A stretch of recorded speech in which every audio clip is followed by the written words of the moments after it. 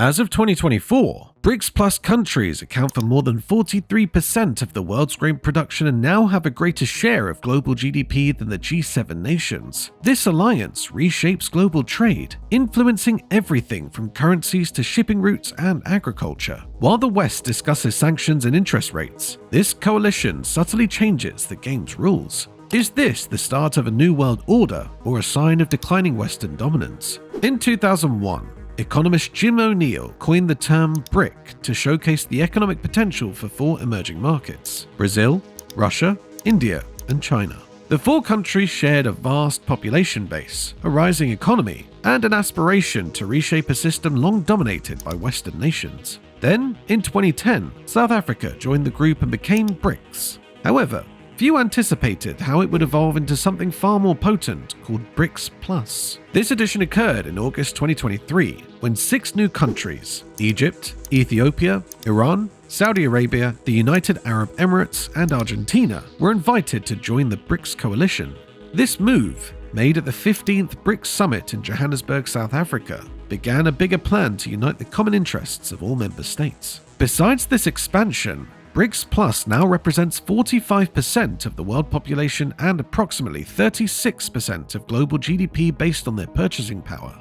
They are not mere statistics, they are also an indicator of their true economic influence. If you consider that countries like Saudi Arabia and the UAE are among the world's major oil exporters, and Iran and Egypt are positioned geographically in critical geopolitical locations, then it makes sense. BRICS Plus is no longer just emerging markets, but a full-fledged global bloc with representation in sectors and industries. So why does BRICS Plus matter so much in the global trade landscape?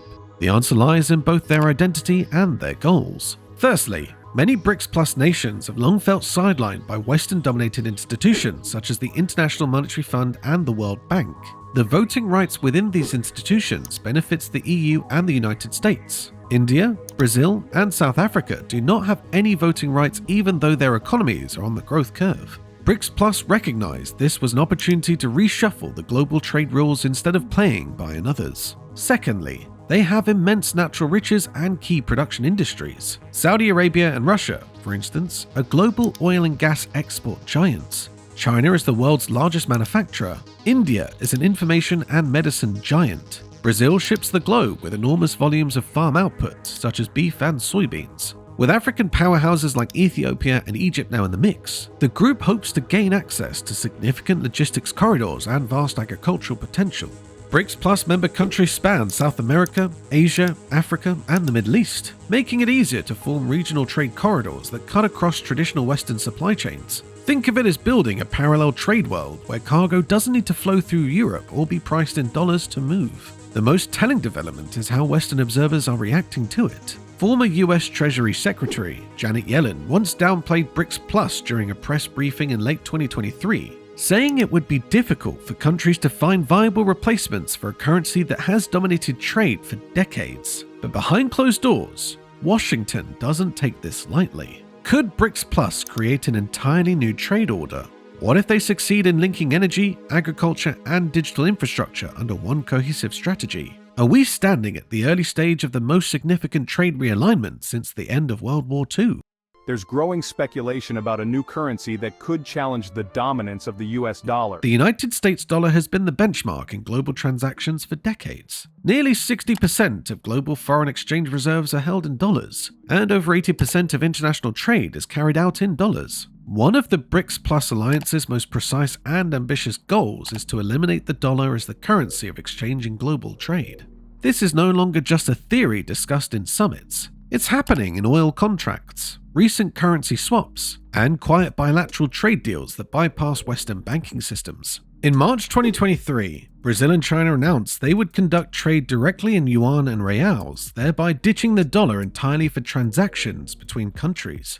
That implied that Chinese electronics, soybeans, machinery, and Brazilian beef and minerals would henceforth be exchanged without even a single United States dollar. Soon after this move, India and the UAE also followed suit by issuing similar declarations, pointing to the trend in the BRICS Plus bloc. However, the most revolutionary idea could be creating a common BRICS currency. While no such currency exists, it's been a hot topic at all BRICS summits in recent years. At the 2023 Johannesburg summit, Russian President Vladimir Putin spoke remotely due to an ICC arrest warrant. He called for a BRICS reserve currency based on a basket of the member countries' currencies. The idea was to reduce exposure to dollar fluctuations and protect against the US sanctions. Why does this matter?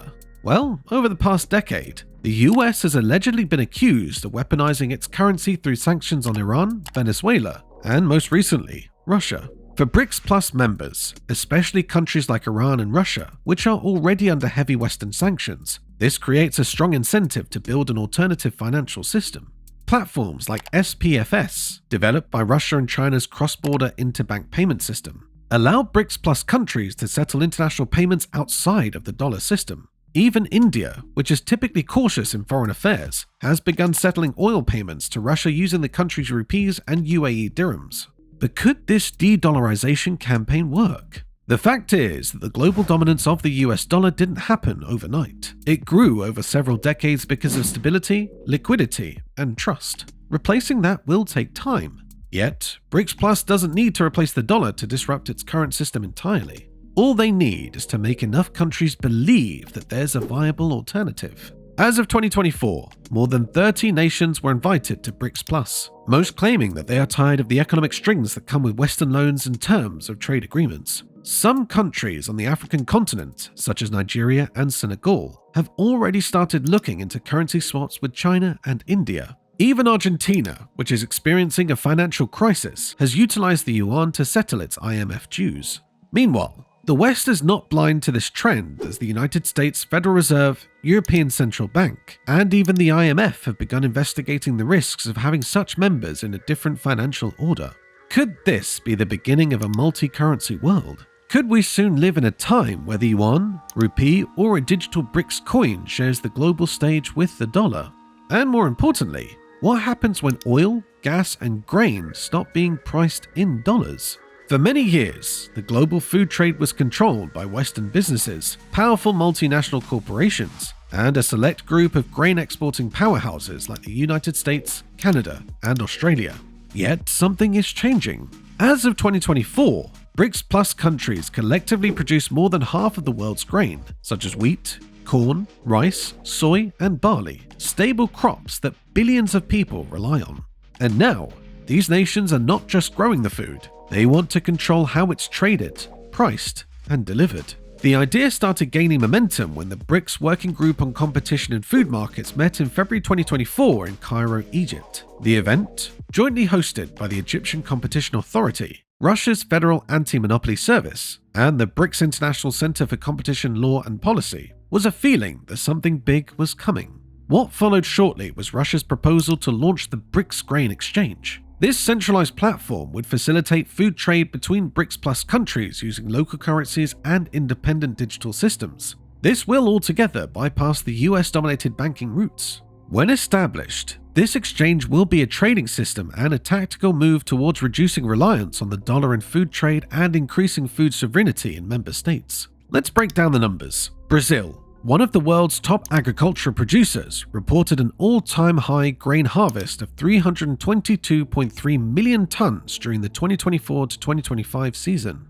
This includes 122 million tons of corn alone. Despite a dip due to weather, Russia still managed to produce around 125 million tons of grain in 2024. China had a bumper grain year with 76.5 million tons, up 1.6% from 2023. India has also been increasing its grain reserves to ensure long-term trade leverage. With such figures at hand, BRICS Plus is positioning itself as the global center of food trade. They're not only relying on exports, but also establishing regional warehousing centers, joint shipping lines, and joint food warehouses, all essentially building a farm infrastructure independent of Western companies such as Cargill, Midland, and Bunge. However, this is not just about economics, but control. By putting in place their pricing frameworks and payment infrastructure, BRICS Plus nations would be in a position to protect themselves from market fluctuation, sanctions, or speculation shocks frequently triggered in Western markets. Member states could directly trade with each other, stabilize domestic prices, and not owe foreign financial institutions. Of course, this plan has been worrisome, as some have compared BRICS Plus's bid to OPEC's, which stabilizes oil prices through coordinated production. Could BRICS Plus similarly regulate food? Could they withhold grain or manipulate prices to frighten governments against it? BRICS Plus members are distinct in asserting their purpose is only to achieve food justice, not domination. Russian agricultural expert Alexei Ivanov, director of the BRICS Competition Center, explained that the intent is to create a fairer grain supply chain where developing countries don't starve because someone else speculated on wheat futures in faraway Chicago. In response, the European Union imposed new tariffs on Russia and Belarusian wheat in June 2024, citing unfair trade practices. Meanwhile, US grain exports saw a decline as some countries such as China, India, and even Egypt shifted more of their purchases to BRICS Plus suppliers. There's also a digital twist. Covantis, a blockchain-based logistics and trading system used by the major Western agricultural firms, reportedly processed over 76% of Brazil's grain exports, 53% from the US, and 51% from Argentina in 2023. Now, BRICS Plus will develop its grain digital ledger, enabling member countries to engage in peer-to-peer transactions. Will this lead to better prices and fairer deals for farmers in the global south? Will it start a grain cold war in which hostile blocs decide on who gets to eat and who doesn't? If there's one thing that unites BRICS Plus members more than trade, it's frustration. For decades, countries like Russia, Iran, and China have suffered from repeated Western sanctions, economic sanctions, and diplomatic isolation. But now, with a broader coalition and more focused effort, BRICS Plus is building institutions that are strong and even resistant to this pressure. Let's take the case of Russia. After its invasion of Ukraine in February 2022, Western countries, especially the US, imposed more than 30 sanctions at a time, the most in history. Banks in Russia were cut off from SWIFT, the assets of many wealthy Russians were frozen, and trade was limited to ground zero. But instead of collapsing, Russia turned east. By 2024, it had signed trade agreements with countries such as India, China, Brazil, and Iran, almost entirely in their local currencies. To bypass the SWIFT sanctions, Russia expanded its SPFS payment system. It linked it to China's CIPS, which now allowed interbank transactions between both countries without a single dollar involved. India's unified payments interface was also quietly connected to Russia's MIR system in late 2023 to further strengthen its non-Western trade flows. But it wasn't just Russia. Iran, which has been under many Western sanctions since 2018 for its nuclear program, has grown increasingly close to BRICS Plus. In March 2024, Iran signed a $10 billion oil and gas infrastructure deal with China and became a formal member of the BRICS Plus bloc. Egypt, which joined BRICS Plus in 2024, used the New Development Bank, the BRICS lending arm, to access funding for key projects after most Western banks hiked their interest rates and pulled back loans. By tapping into the NDB's local currency lending, Egypt secured about $2.1 billion in infrastructure loans without touching the US dollar or euros. All of this added up to a quiet but powerful shift as BRICS Plus nations began to build their own financial safety nets, trade routes, and investment banks. The aim wasn't just to grow, but to defend their economies against economic warfare. This strategy also extends into diplomacy as Saudi Arabia and the United Arab Emirates recently joined the BRICS Plus coalition. Historically close to the United States, both countries have begun shifting their alliances. In February 2024, Saudi Arabia signed a 20-year oil deal with China denominated in yuan, and the UAE hosted a BRICS Plus energy summit in Abu Dhabi to deepen cooperation with non-Western partners. As Western sanctions became more common, BRICS Plus saw them not as deterrents, but as drivers of innovation. From alternate payment systems to crypto trials and barter agreements to gold-backed trade tokens, the bloc was now experimenting with economic sovereignty like never before. Yet again, this raises a tricky question. Can the West continue to use sanctions as a global enforcement tool if nearly half the world is no longer playing by the same financial rules? And if BRICS Plus nations no longer fear economic isolation, what does that mean for future conflicts, diplomacy, and power plays? If you want to understand how serious BRICS Plus is about rewriting global trade, look not just at speeches or summits, but at steel, concrete, and fiber optic cables. For such a growing alliance, infrastructure wasn't just about moving goods, but about strategic control and reshaping the channel through which trade flows globally, while eliminating dependency on the old Western-led logistics chains. At the heart of this massive shift lies China's Belt and Road Initiative, otherwise known as BRI. Since its official launch in 2013, this project has expanded into over 150 countries, connecting Asia, Africa, the Middle East, and Europe. However, As BRICS accommodated more countries in 2023 to become BRICS Plus, the purpose of BRI also evolved. It was no longer just a Chinese ambition.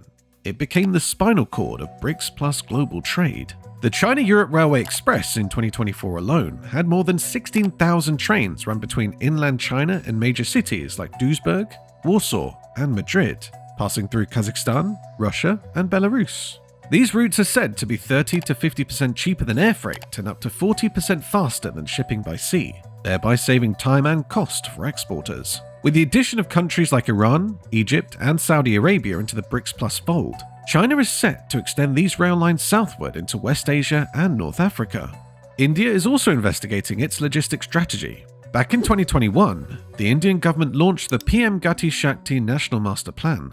This $1.2 trillion mega infrastructure roadmap aimed to connect 11 industrial corridors, several new airports, and thousands of kilometers of rail and highway to boost its trade capacity. India is aligning its corridors to connect to Middle Eastern and African ports to target smoother access to BRICS Plus partners like the UAE, South Africa, and Brazil. Meanwhile, Russia, though still under heavy sanction, is doubling its bets on the Northern Sea route. By 2025, preliminary estimates indicate that the NSR, which hugs the Arctic coast, will be able to transport more than 18 million tons of cargo annually. Russia has also been inviting BRICS Plus shipping companies and state-owned enterprises from China and India to co-invest in icebreaker vessels and develop new port infrastructure along this frigid but faster route between Asia and Europe. And then, of course, Brazil and Argentina too are restructuring their Atlantic port clusters behind the scenes. In October 2024, Brazil's state-run development bank approved as much as $3.7 billion of funding to expand Santos Port, the largest in Latin America. Argentina's Rosario port, the soybeans export conduit, is being overhauled with the help of Chinese engineering firms. These developments are part of a bigger picture of connecting the South Atlantic with Africa, particularly Namibia, South Africa, and Egypt, through newly negotiated trade sea lanes. The Africa continent, which is often sidelined in global trade discussions, is now at the center of the BRICS Plus vision. South Africa, a founding BRICS member, launched the African Continental Free Trade Area Digital Gateway in late 2023. This aims to integrate 54 African nations into one market. BRICS Plus partners are actively investigating in Lamu Port in Kenya, the Bagamoyo Megaport project in Tanzania, and rail links between Addis Ababa and Djibouti. This is projected to open up new corridors that would reduce the need for Western-controlled transshipment hubs. Even digital infrastructure is part of the movement, as China and Russia are collaborating on the Polar Silk Road cable. This high-speed undersea internet line will connect Vladivostok to Murmansk. Huawei has recently been active in rolling out 5G networks across BRICS Plus nations, particularly in Africa, Latin America, and Central Asia, while laying the groundwork for a new digital trade era. Together, these infrastructural moves represent more than just bricks and mortar. They're part of a broader campaign to unplug from Western-controlled trade routes and create independent logistical alliances that will accelerate trade between BRICS Plus countries. In today's world, whoever controls raw materials and innovation controls the future, and the BRICS Plus bloc is very much aware of this. With the world economies undergoing significant shifts powered by climate challenges, energy revolutions, and technological upheavals, the bloc is not just positioned to participate, but to control. In terms of commodities, BRICS Plus nations dominate the production of key natural resources that are essential to modern economies. Russia holds the world's largest natural gas reserves and is also a leading producer of palladium. China processes over 80% of the world's rare earth materials, which are essential for electric vehicle batteries, wind turbines, and smartphones. Brazil leads in iron ore and soybeans, while South Africa is rich in platinum, gold, and chromium. These aren't just numbers, they serve as leverage. As the world races toward green energy, BRICS Plus countries hold the raw materials needed for everything from solar panels to EV batteries.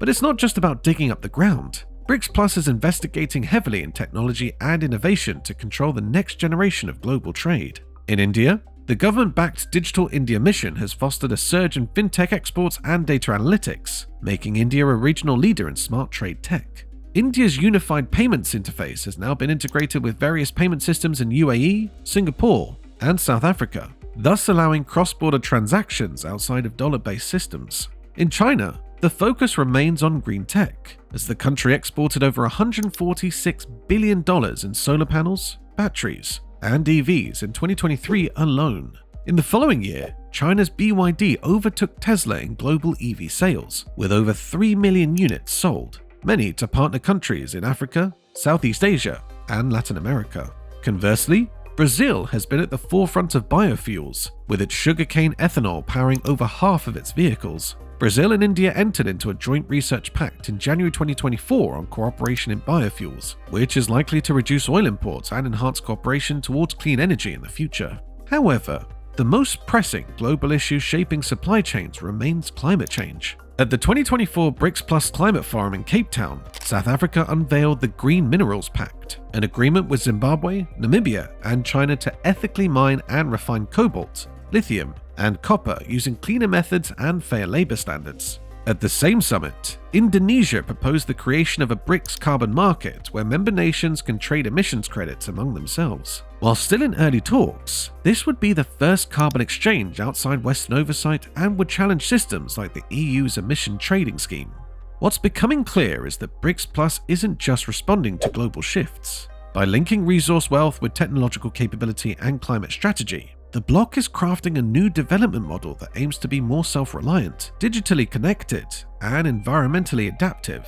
The big question now is, can this network of emerging powers keep up the pace? Will they be able to coordinate, complete, and innovate at the level needed to reshape the future of trade? Or will rivalries and uneven development hold them back? Whatever the answer, one thing is clear. Global supply chains are no longer what they used to be, and BRICS Plus is right at the center of that transformation.